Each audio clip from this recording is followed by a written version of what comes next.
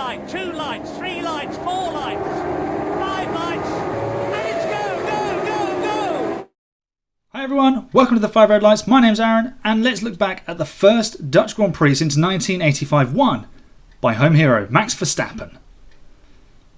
Alright, before I kick off, please be sure to leave a like on this video if you enjoy my review of the race, and subscribe if you like the other things that you find on this channel. We do a Driver of the Month vote, I do Drive Crate unboxings, and there's lots of other good stuff in between. You can also find me on the F1 Grid Talk podcast. Go and check them out. I'll leave a link in the description. Check out all the other links as well.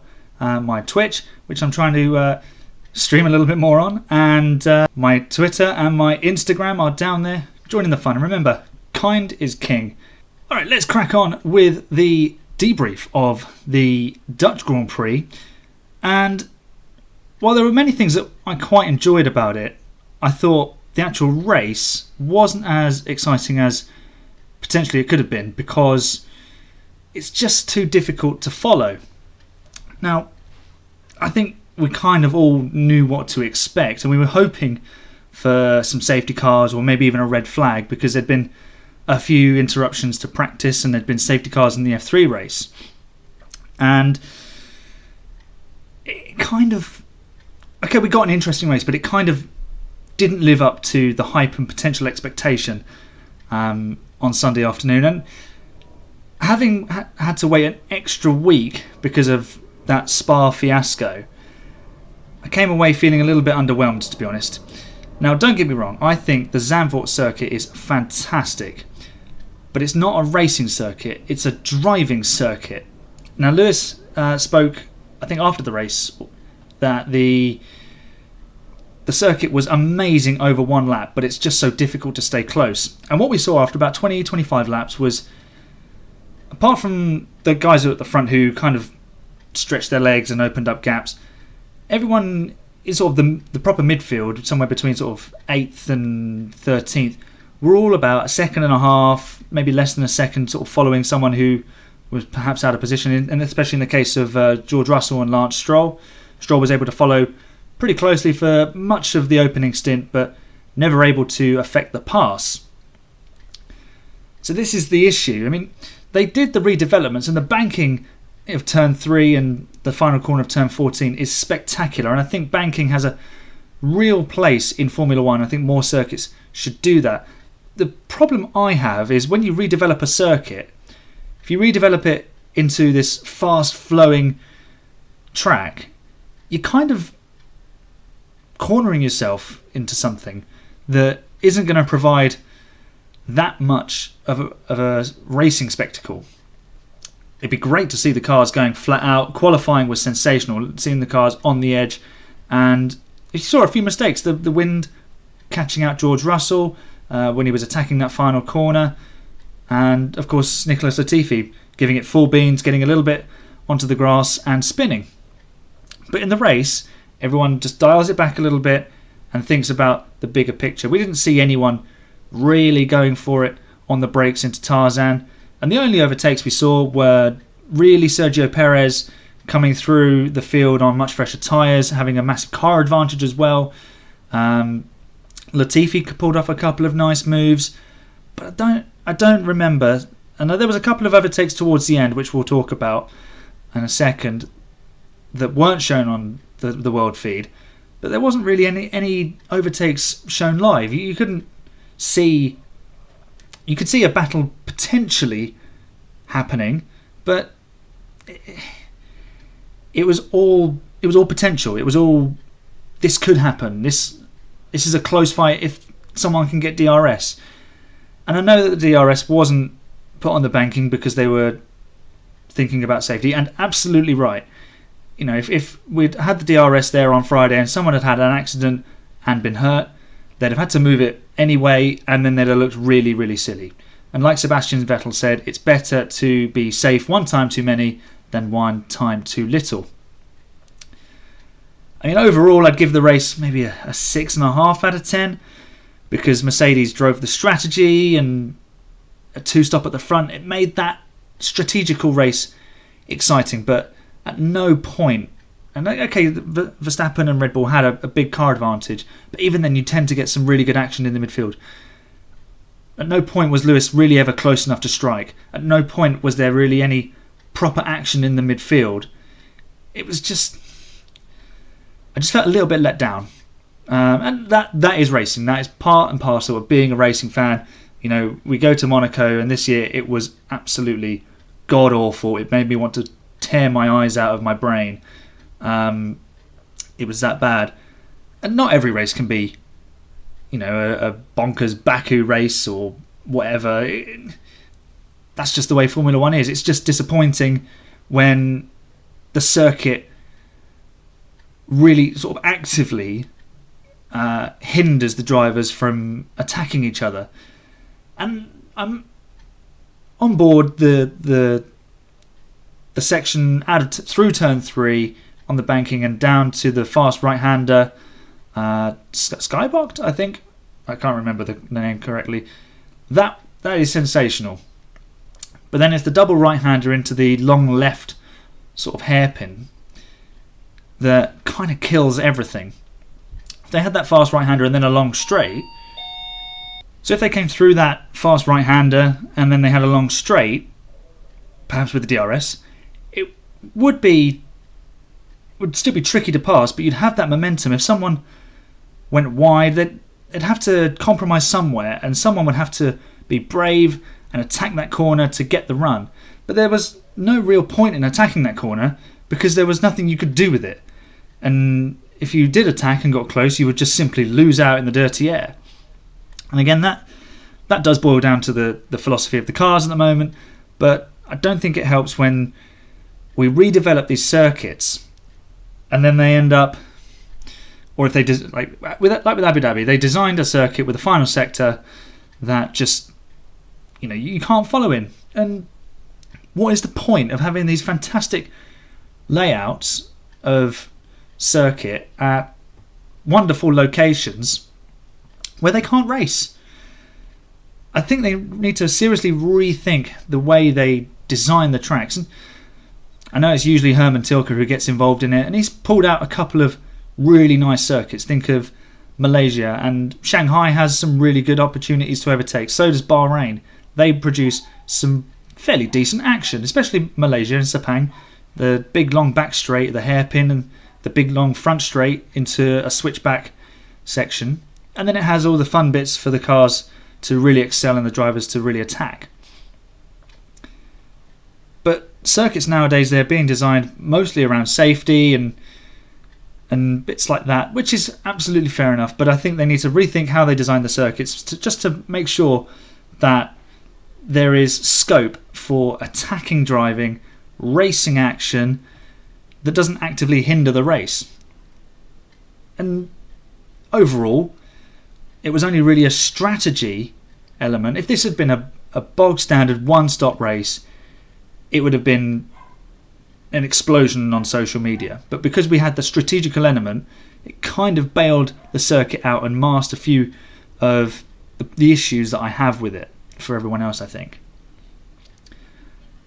But we're not going to see that redesigned. Hopefully, the 2022 regs kind of fix that, but jury's out on that. We'll have to wait and see. There is a fly buzzing around my head. It's incredibly annoying. So, that's my say on the race as a whole. Not the most stunning of races, but let's have a look and break down each driver's race and rate them, because that's what this episode is all about.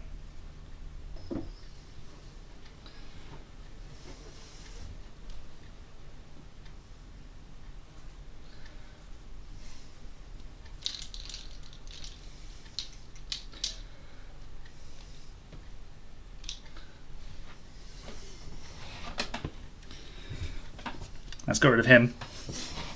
Okay, so let's start. Ooh, don't do that. Be careful.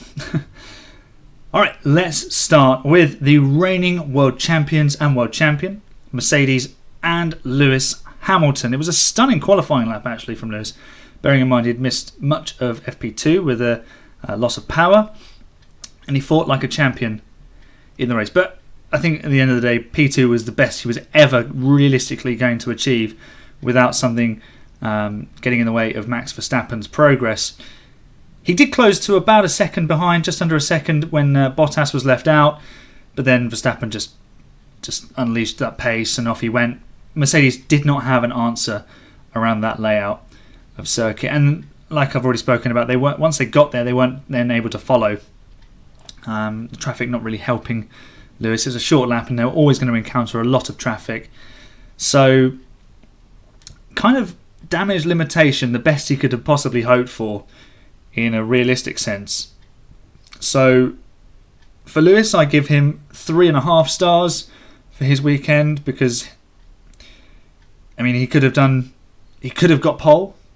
If he had, then the race could have looked a lot different and he could have won the race. But he didn't do badly. He didn't do more than I expected him to do. He did everything that could possibly have been asked of him. And he got the fastest lap, which could be crucial. That extra point keeps him only 3 points adrift of Max, who's now topping the World Championship. As for his teammate Valtteri Bottas, P3 on the grid. Then in the race, his pace was so poor compared to Max and Lewis. He was even given the hurry up, told that his pace would not give him an opportunity to fight for the win. And this is just classic Valtteri Bottas now, isn't it? Because, and it like Crofty said, it's justification for why he's going to be out the door and George Russell's going to be in that seat next year. I mean, who knows what George Russell will actually do? He might be just a little bit faster than Bottas, but still not close enough to Lewis. We'll never know until we see him in the car. But in the end, Valtteri kind of drove like a man on the way out. His defence against Max again was flimsy. As soon as Max got close, he made a mistake. Think back to Paul Ricard, where Bottas made it way too easy for Max to close in on Lewis. And here he didn't do nearly enough of a good job to slow Max's progress. Okay, the tyre offset was huge, and but if you're Mercedes or if you're Bottas, you've got to think ahead. Look after your tyres. If your pace isn't good enough, then look after the tyres. Run as long as possible. But he left himself kind of nothing there and then made a mistake to compound it. So, disappointing for Bottas. I rate his performance as a 2.5 stars because I think he's capable of a lot more. But unfortunately, his motivation is dropping and he's going to find himself in a back of the grid Alfa Romeo in 2022. Let's move on to the race winners and Red Bull and Max Verstappen. He had the weight of expectation. The whole of Holland was behind him and the weight of expectant victory on his shoulders. And he delivered. He delivered the pole position lap, even with a mistake out of turn 3. He said about the double upshift, but really, for me, he shouldn't have been on the curb because that's why he ended up with the double upshift, because of the vibrations. Stay off the curb. We'd seen it plenty through practice, people running wide and the kick of oversteer. Could you imagine if he'd binned it on that lap? Or if he'd done that the lap before and crashed? He'd have felt really silly. Got away with it. Delivered the lap, even though the DRS didn't fully open on the final straight. And then just drove pretty much a perfect race, because when he got off the line in front, he opened up a 1.6 second lead, then kept himself out of reach, covered the pit stops, unleashed the pace when he needed to, and kind of called Mercedes bluff. So a job well done for Max and for Red Bull. On the other side of the garage, it wasn't such good news. Max, I rate his performance, just switch back to him, as a 4.5. But Sergio, well, new contract and 2 scruffy weekends. Spa wasn't great because he only qualified 7th and then binned it on the way to the grid. And then here in Zandvoort, he was eliminated in Q1. And he was told on the radio that he needed to get a move on, but he didn't. He just took too long and he missed the flag and then got eliminated. So he paid the ultimate price. He ended up in 16th, needing engine parts and everything to be changed because he's going to need a new engine because of the damage from Hungary. Then he ruined his race, kind of ruined his race because he flat spotted the hard tyres that he'd started on behind Mazepin. He should have been a bit more sensible there. He's racing a Haas. He doesn't need to be trying to dive bomb him down into turn 1. Sergio, you're a smarter cookie than this. He should have been in the fight at the front, giving Max that support. He recovered to P8. He got driver of the day, and this is the whole reason I dislike driver of the day, because he started last in the fastest car around that circuit and recovered to P8, when really he should have been finishing on the podium. So, I mean, yeah, well done. He overtook a few people, but he had a massive tyre advantage. He had a car advantage.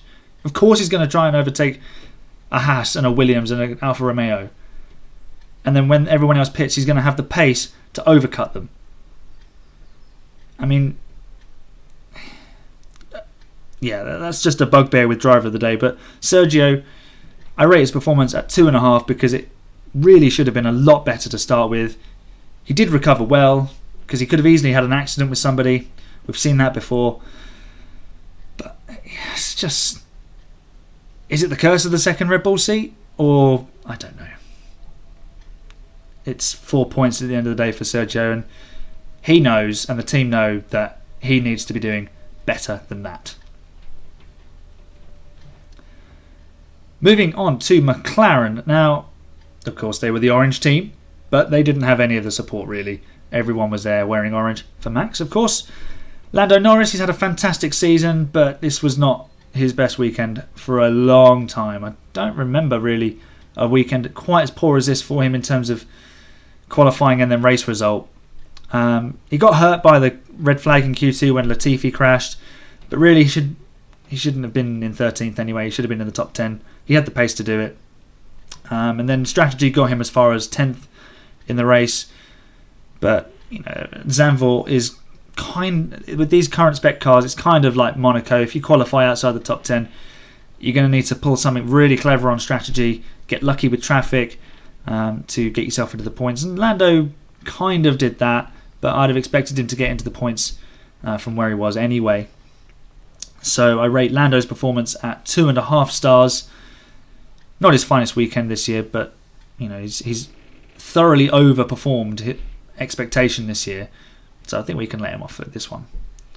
As for his teammate Daniel Ricciardo, P10 on the grid, became P11 at the flag. Another underwhelming weekend for the Honey Badger, but he seems to be getting a little bit more on top of things. Yeah, still disappointing from Daniel. Not really much to say. Team orders had Lando move past him, so yeah, it kind of sums it up for Daniel Rick. I rate his performance at 2 stars, which might be a bit harsh, but we know he's just capable of so much more. Let's move on to the prancing horse, Scuderia Ferrari. And they topped P2 at FP2, and they looked like they could be in the hunt for pole position, but in the end, it was 5th and 6th on the grid. Charles Leclerc finished where he started in P5. Bit of an uneventful race. Hardly saw the Ferraris in the race. Didn't hear any of their radio. I think they said about Plan B, and then that was it. It wasn't even a voiced one. It was just one of those written ones that pops up. So I can't really say very much about Charles's race because he wasn't there. He was just going around and not being noticed. And he did finish a lap down. So, but that's because it's a short circuit and the front three were just on another planet, especially the front two. So I rate Charles's performance as 3 stars. Carlos Sainz, he was caught by Fernando Alonso towards the final laps for P6, and he'll be unhappy with the big gap to his teammate Charles. At one point it was like 30 seconds, which for Carlos that's incredibly disappointing because he's fantastic in the race. I think his confidence might have been knocked a little bit by his crash in FP3, but he recovered well for qualifying when they got the car ready, so well done to the Ferrari mechanics for that. Back P6 on the grid, that's a pretty good effort considering he crashed in the morning. Yeah, but overall 2.5 stars for Carlos, simply because of that gap to Charles. If he'd been kind of 3 or 4 seconds behind. I think I could have given him 3 stars because it's so difficult to follow and overtake. But 30 seconds, that is,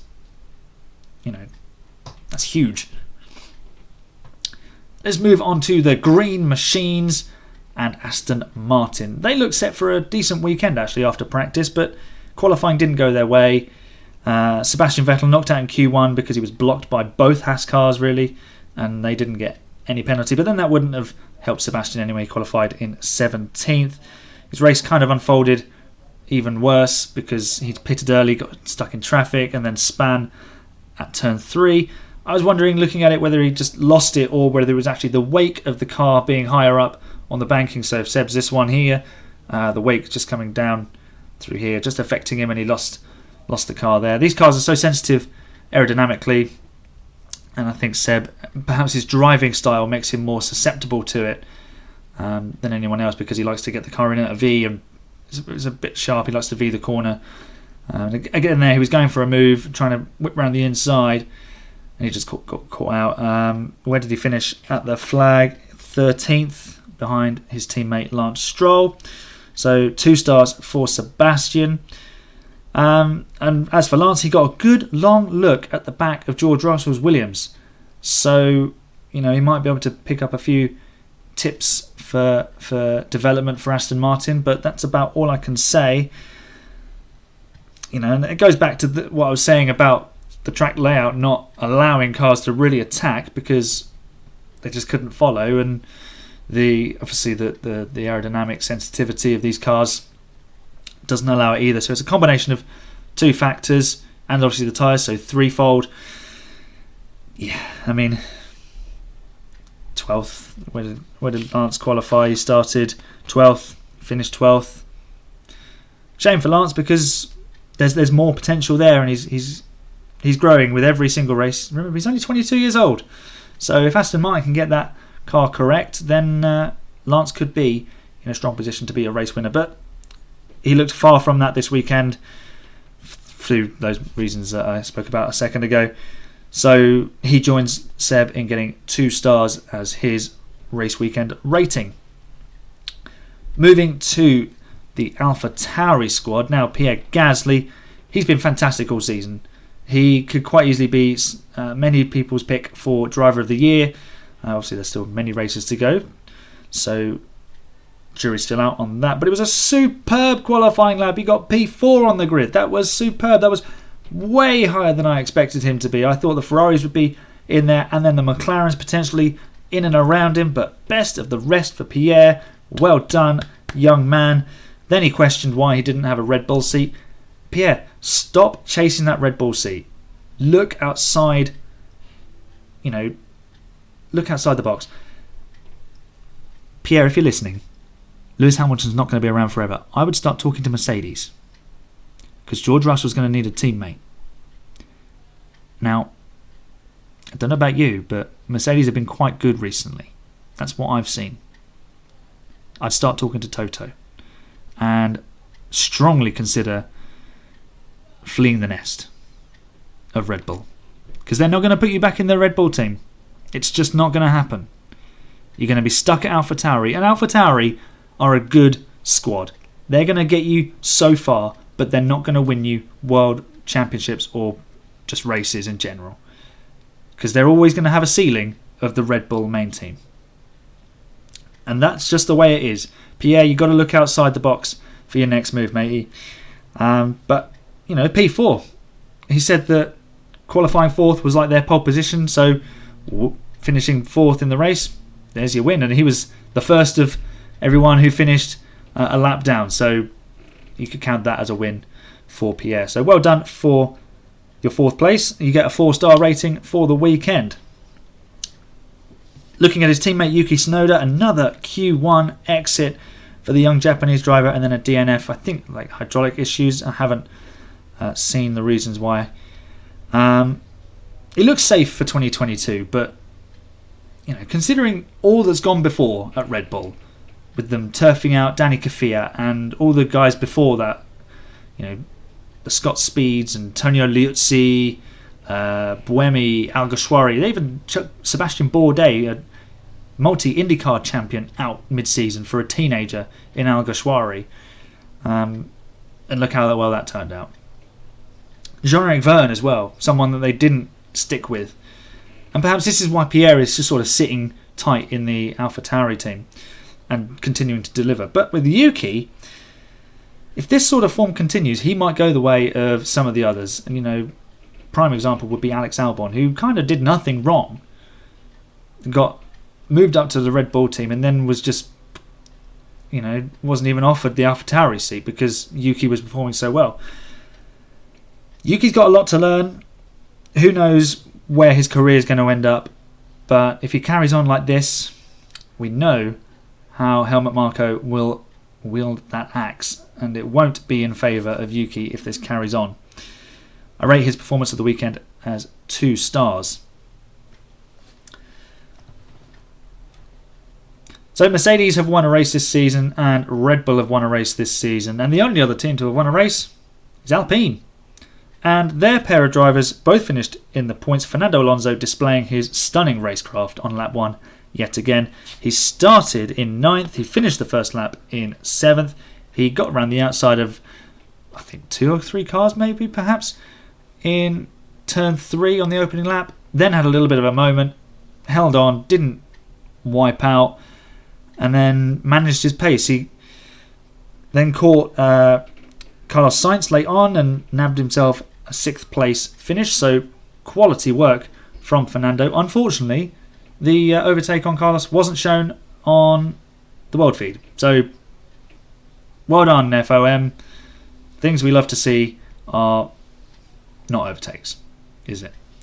As for Fernando's rating, I give him 4 stars because I didn't expect the Alpine to be quite that strong this weekend. His teammate Esteban Ocon, he declared himself as the faster driver in the opening stages, and then when Fernando put the hammer down, Esteban just couldn't hang with him. Perhaps he'd used up his tyres in the dirty air, but that's the way it was. If you say you're faster, hang back, prove it, but keep your tyres in check so that if and when your teammate moves on, you can go with him.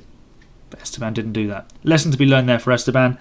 But he did qualify in the top 10, finished in 9th place after qualifying in 8th.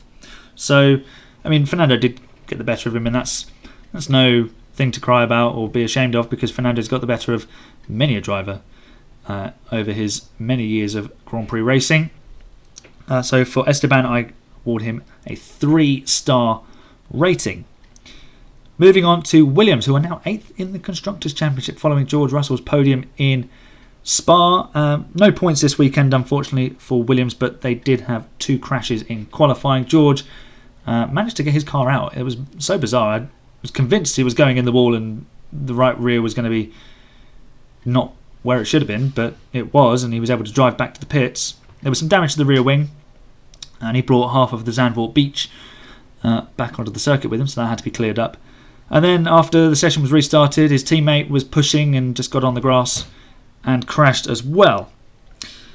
So the Q2 off for George could have cost him dearly, but it didn't in the end. But what did cost him was speeding in the pit lane and earning him a 5-second time penalty, which he served it with a late pit stop and ended up in 17th, actually behind his teammate. George was outperforming that car in qualifying again, and had he not crashed, he could quite easily have been in Q3. So I rate George's weekend performance as 2.5, and this is the week we expect him to be confirmed as a Mercedes driver for 2022. And the last time there was a front-running team with 2 British drivers in, they were powered by Mercedes. It was, of course, McLaren, and Lewis Hamilton was one of the drivers. And conveniently enough, George Russell has been compared to Jenson Button. So make of that what you will. As for George's current teammate, Nicholas Latifi, he recovered well from a pit lane start, having crashed in Q2. It was really nice to see him getting out of the car unhurt. And he's been improving. And it was nice to see Nicky getting some airtime with some overtakes and just generally getting a little bit of love, because he comes under a little bit of fire as someone who's a pay driver, and everyone's a pay driver, let's be honest. They all bring sponsorship. Even if you're Lewis Hamilton, he brings Tommy Hilfiger along to Mercedes. So, it's the same for everybody. So, I've been pleased with Nicky's progress. Been really pleased for him. And he's just doing a good job. He'll be great alongside whoever goes in the second Williams next season. Could it be Albon? Could it be Nick de Vries? Both will be a challenge for him. But he's partnered Albon before, so that'll be a known quantity to him. And considering he has recent experience of the Williams team and the Williams car, that might play in his favour should it be Alex Albon. But he recovered to P16, so I'm going to rate Nicky's weekend performance as 2.5. He could have got a 3-star had he started where he'd qualified, which was 14th. But obviously starting from the pit lane made that a lot more difficult. Unfortunately, but a good drive nevertheless. Moving on to Alfa Romeo and Antonio Giovinazzi putting an amazing qualifying performance together and qualifying 7th. Yeah, 7th. Incredible. But then it was another one of those pretty mediocre Sundays for Antonio Giovinazzi. Driving like a man who needed a drive in qualifying and then driving like a man who knew his time was up on Sunday. His start didn't help him. He lost positions at the start, and then he picked up a puncture on his second set of tyres. See, things didn't quite go his way, but then race pace just he's had the edge on Kimi over the sort of last couple of years in terms of one lap pace, but then on a Sunday Kimi's just been a class above. And that is where the points are handed out, usually. And that is what's going to lose Antonio his seat. Because, Bottas might... you can't have Bottas and Giovinazzi in the same team. You'd have no race pace. So, I think time's run out for Antonio. Unfortunately, I rate his performance as a 2.5 because there was a superb qualifying lap, getting himself 7th. So that's going to earn him a little bit more, but then his Sunday performance takes a little bit away from the Saturday. Now, he didn't have Kimi Räikkönen as a teammate this weekend. Kimi tested positive for COVID-19. I'm hopeful that we see Kimi get back in good shape very soon, but I don't think he'll be back for Monza. Depends on what the what's it called? Quarantine and everything else rules in Italy are. So we'll never know. But we did get to see Robert Kubica back again, which is fantastic. It's just a minor miracle that he got back to Formula 1 in the first place with a season at Williams. Now he gets himself an extra race with Alfa Romeo and maybe even a second one, because we don't know if Kimi will be back.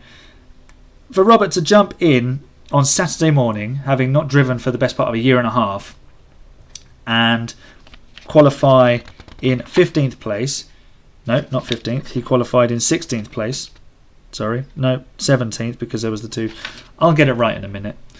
He qualified in 17th. That's probably the best he could have hoped for, because he got ahead of the two Haas boys. No, he would have qualified 18th. Gosh, I can count and read, can't I? But yeah, he finished P15 in the race, kept himself out of trouble, ran long, did a one-stop, and, he was like an experienced pro who's been there, seen it and done it. Unfortunately for Robert, he hasn't been and seen and done quite enough in a Formula 1 car for obviously the obvious reasons. But it's just so lovely to see him getting an opportunity to drive again and delivering.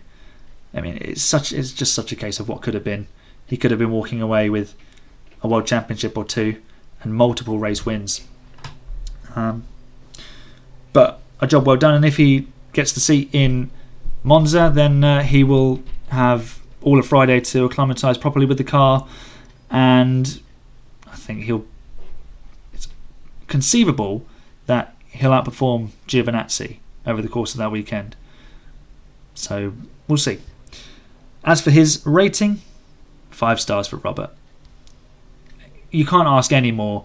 He's jumped in on the Saturday morning And considering everything that he's been through and the limitations he has with his hand and everything, to get the car to the finish and not have any major incident, so worthy of a 5-star performance. Finishing off with the Haas pair, they qualified last and second last as per usual.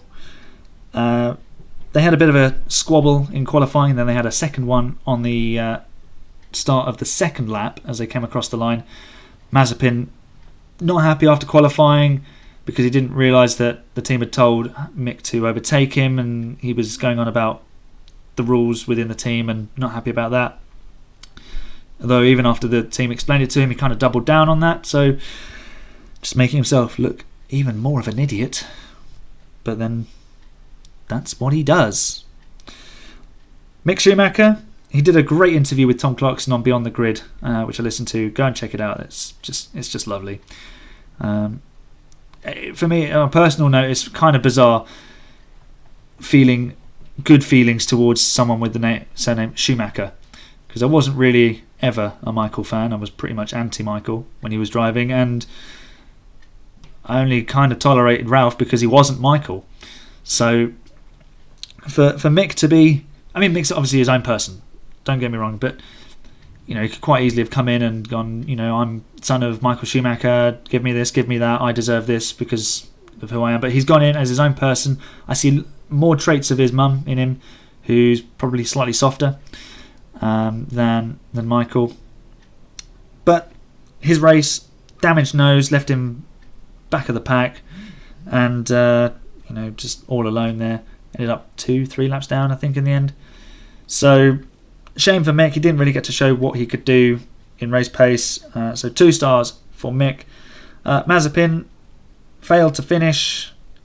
Questionable defence on lap 1 against Mick. So I'm going to award him 2 stars as well, because for the most part he kept himself out of trouble, I think. So there you have my driver ratings. Let me know if you agree or disagree with any of the ratings that I've given the drivers down below in the comments. And leave a like if you enjoyed that. That is all for today. Coming soon will be the 5 things that were great and 5 things that sucked about the Dutch Grand Prix. Keep your eyes peeled for that. As I said before, follow me on Twitter, follow me on Instagram, and remember, kind is king. We've got the Italian Grand Prix coming up soon. I will be previewing that this week if I get time, because my work schedule is just coming out of my ears right now, and this is the spare morning that I've got on a Monday. So, that'll do for this episode. My name's Aaron. This has been the 5 Red Lights, and when the 5 Red Lights go out, I will see you next time. Bye for now.